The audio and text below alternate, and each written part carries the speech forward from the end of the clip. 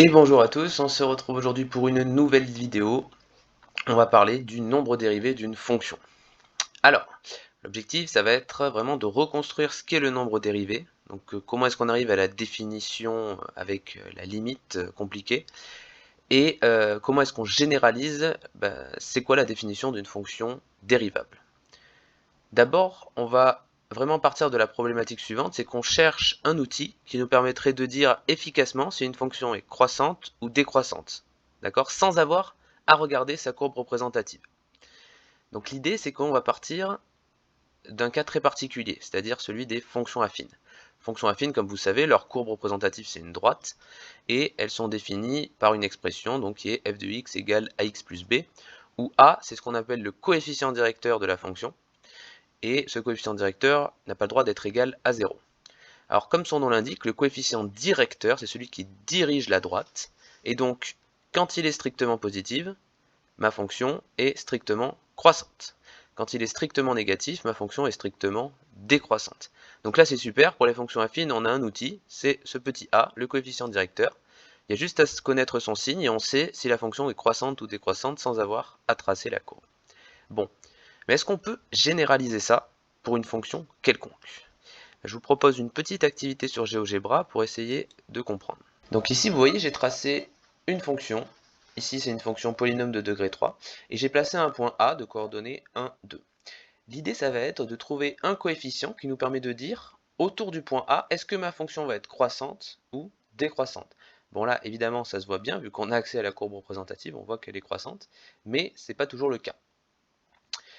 Donc qu'est-ce qu'on va faire? On va zoomer autour du point A. Et regardez ce qui va se passer. En zoomant, la courbe de notre fonction a l'air de devenir une droite. Cette droite, on va la tracer tout simplement. Et puis on va aller l'observer en dézoomant. Donc on revient à l'échelle de départ. Voilà, vous voyez cette droite ici par rapport à ma courbe ici. Bon, cette droite, elle porte nom, c'est ce qu'on va appeler la tangente à la courbe de ma fonction au point A. On pourra aussi dire la tangente à la courbe au point d'abscisse A, ou ici au point d'abscisse 1 en l'occurrence. Bon, cette tangente, comme toutes les droites, elle admet un coefficient directeur. Et ce coefficient directeur ici, on peut le calculer facilement. Alors si vous vous rappelez comme on faisait en seconde, pour connaître le coefficient directeur d'une droite, il suffit d'en connaître 2 points. Donc là, on connaît déjà A, et puis je vais placer par exemple ce point B. Donc le point B, vous êtes d'accord, les coordonnées c'est 1,5, 2,5. Donc du coup, le coefficient directeur de ma tangente ici, ça va être YB moins YA sur XB moins XA. Vous vous rappelez, donc ça revient à dire qu'on fait la variation des ordonnées, la variation verticale, divisée par la variation des abscisses. Donc je fais 2,5 moins 2, coordonnées de B moins le Y de A, divisé par 1,5 moins 1. Ça fait 0,5 sur 0,5, ça fait 1. Donc, bilan, le coefficient directeur de ma tangente, c'est 1. Et ce coefficient directeur de la tangente, on va lui donner un nom, et c'est ce qu'on va appeler le nombre dérivé de la fonction au point d'abscisse 1. Et on notera f' de 1 égale 1, tout simplement. Et ce nombre dérivé, c'est lui, notre candidat. Pourquoi? Parce que regardez, ce nombre dérivé 1, il est positif, et au voisinage de mon point A, ma fonction, elle est croissante. Donc en fait, le même outil que pour les fonctions affines apparaît, sauf qu'il ne faut pas prendre la fonction en tant que telle, il faut prendre sa tangente et regarder son coefficient directeur. Donc à retenir, le nombre dérivé, c'est le coefficient directeur de la tangente. Donc revenons à notre cours. C'est quoi le nombre dérivé?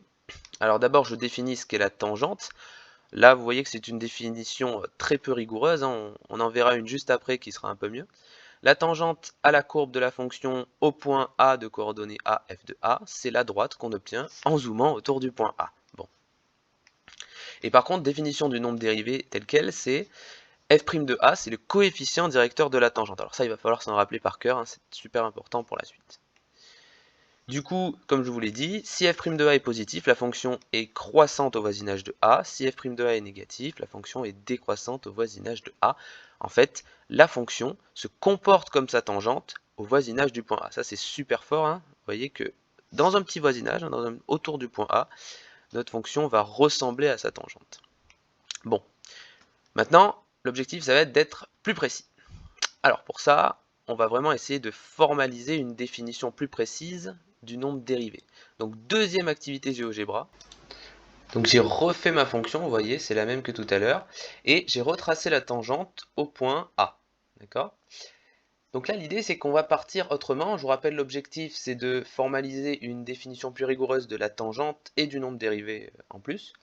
Ce qu'on va faire, c'est que on va considérer un deuxième point B, mais ce coup-là, B, il va être sur la courbe représentative de la fonction f. Alors, comme je ne connais pas les coordonnées de B, on imagine B, il peut bouger, vous voyez, je peux le faire bouger. Ben, je vais dire ses coordonnées, c'est un certain x et f de x. Alors ça, c'est forcé, hein, c'est-à-dire si je donne x en abscisse, forcément l'image, ça doit être f de x, hein, parce que sinon mon point B, il ne serait pas sur ma courbe. Donc ça, rappelez-vous-en. Et ce point B, qu'est-ce que je vais faire? Ben, je vais le relier à mon point A par une droite. Donc là, on a la droite AB qui est tracée.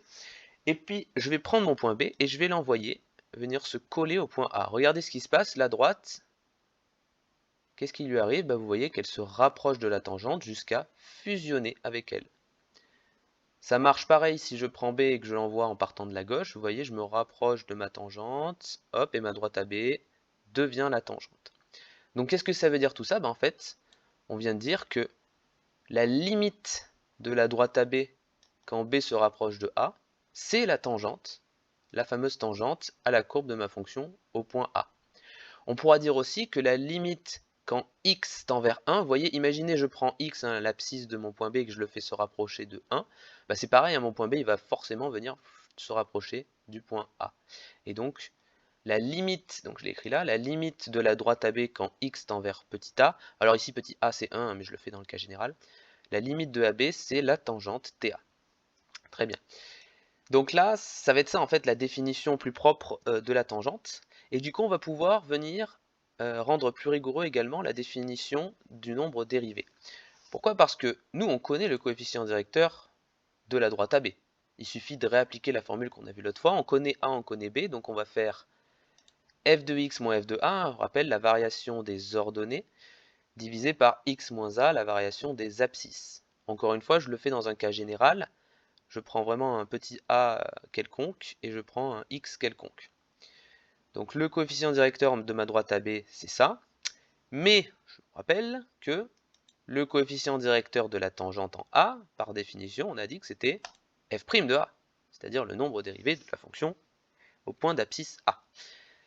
Et donc on va utiliser ces trois informations, on va les combiner tout simplement, pour obtenir cette définition du nombre dérivé. Regardez bien, le nombre dérivé de f en A, c'est la limite quand x tend vers A de f de x moins f de A sur x moins A. Comment on a obtenu ça? C'est tout simple.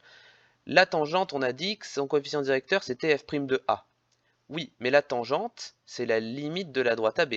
Donc en particulier, le coefficient directeur de la tangente, c'est la limite du coefficient directeur de la droite AB. Donc on se retrouve bien avec, vous voyez, un coefficient directeur de la tangente, c'est la limite du coefficient directeur de cette fameuse droite AB. Donc on a formalisé ici la définition du nombre dérivé, c'est celle-là qu'il faut retenir par cœur. Donc, on arrive à la définition qu'il faut connaître par cœur. Le nombre dérivé de f au point d'abscisse A, c'est la limite quand x tend vers A, pardon, de f de x moins f de A sur x moins A. D'accord? Cette quantité-là, c'est ce qu'on appelle un taux d'accroissement. Donc quand cette limite existe, parce que vous verrez qu'en fait, des fois, elle n'existe pas, on dit que la fonction, elle est dérivable au point d'abscisse A. Et du coup, on peut arriver à une autre définition de la tangente, c'est un peu le serpent qui se mord la queue, mais une fois qu'on a défini le nombre dérivé, du coup, on peut redéfinir proprement la tangente. La tangente, c'est finalement la droite qui passe par le point A, donc ça c'est important parce que vous voyez, on avait zoomé autour du point A, donc elle va forcément passer autour de par ce point A, et qui admet pour coefficient directeur le nombre dérivé f' de A. Une fois qu'on a dit ça, on a complètement défini la droite, en l'occurrence. Et du coup, on arrive au point de vue un peu plus global. Donc, quand c'est qu'on dit qu'une fonction f est dérivable, tout simplement si son nombre dérivé existe tout le temps, d'accord? Donc, elle est dérivable sur un intervalle i si le nombre dérivé f' de a existe pour tout a dans i. Et du coup, vu qu'on peut le définir pour tout a, on peut alors définir une nouvelle fonction qui s'appelle la fonction dérivée. Cette fonction dérivée, elle va vous renvoyer simplement le nombre dérivé de la fonction f en la valeur que vous lui demandez. Petit exemple pour essayer de manipuler cette définition étrange du nombre dérivé. Alors, je vous propose de redémontrer une chose que vous savez, la dérivée de la fonction carré, c'est la fonction qui à x associe 2x. Donc ça, vous le savez, vous l'avez appris par cœur. Redémontrons-le. Redémontrons que cette fonction est dérivable et que son expression, c'est 2x. Donc pour ça, on applique la définition. Donc pour ça, il nous faut prendre un a vraiment quelconque dans R, un a arbitraire. Et on fait la définition, c'est-à-dire on va regarder d'abord f de x moins f de a sur x moins a. Donc je remplace f de x, c'est x carré, f de a, c'est a carré. Et là, petite astuce, j'utilise l'identitaire marquable qu'on voit en seconde. X moins a, x carré moins a carré, c'est x moins a fois x plus a. Et je remarque que x moins a, il est au numérateur et au dénominateur. Donc je peux simplifier. Je me retrouve avec x plus a. Mais dans la définition de mon nombre dérivé, il faut que je prenne x et que je le fasse tendre vers a. Je prends la limite de ce que j'obtiens. D'accord? Donc du coup, la limite de ce taux d'accroissement, c'est la limite de x plus a, quand x tend vers a. Et en fait, quand x il se rapproche de a, du coup, x il va devenir égal à a, tout simplement. C'est-à-dire que la limite de x plus a, c'est a plus a. Et a plus a, ça fait 2a. On retombe bien sur f' de a égale 2a. Donc si on remplace a par x, parce qu'on a plus l'habitude de la variable x, ça nous fait f' de x égale 2x. Et donc on a bien démontré que notre fonction carré, elle est tout le temps dérivable, parce que 2a, ça va toujours exister, et que sa dérivée, c'est f' de x égale 2x. Et c'est ainsi qu'on démontre absolument toutes les dérivées que vous avez vues dans le tableau classique, la dérivée des fonctions polynômes, la dérivée de l'inverse, de la racine carrée, etc. C'est aussi comme ça qu'on peut redémontrer que la somme d'une dérivée, c'est la dérivée de la somme, etc., etc. Donc c'est ainsi que se termine cette vidéo d'introduction au nombre dérivé. Et dans la deuxième vidéo, on va arriver à une propriété importante pour ce qu'est la tangente à la courbe d'une fonction. Donc allez la voir.